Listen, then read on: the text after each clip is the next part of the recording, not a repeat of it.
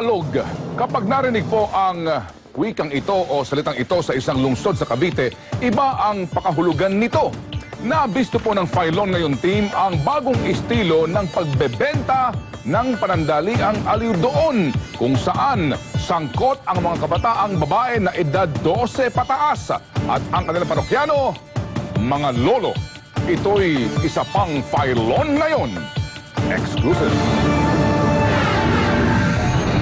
20 pesos.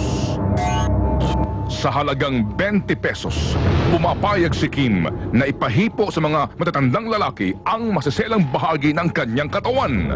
Ito raw ay para sa kanyang panawid gutom. At ang tawag nila sa pinagkakakitaang ito ay pakalog.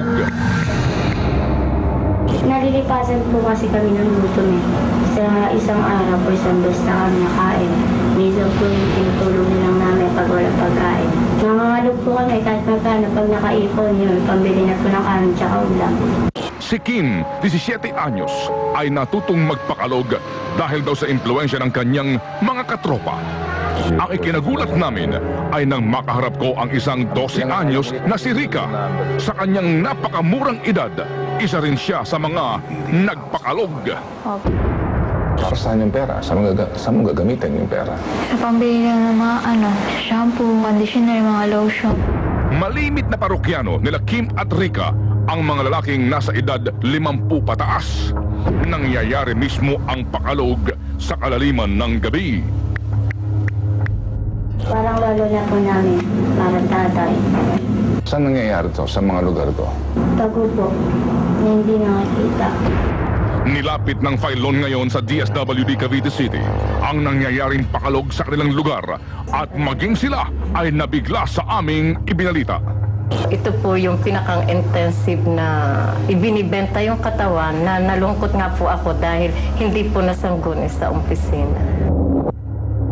Ang sinasabing pangunahing dahilan kung bakit nagagawa ng mga batang kababaihan na magpakalog ay ang kahirapan. Ngunit sa ating bansa, alam po natin na malawak ang kahirapan. Posible kayang nangyayari ang pakalog na ito hindi lamang sa Cavite City kung hindi sa maraming panig ng ating bansa. Iba't iba lang ang tawag dito. Gaano katalamak ang nauusong gawaing ito? Ang buong detalye sa Filon ngayon. Bukas sa bago nitong oras, alas 9:30 ng gabi.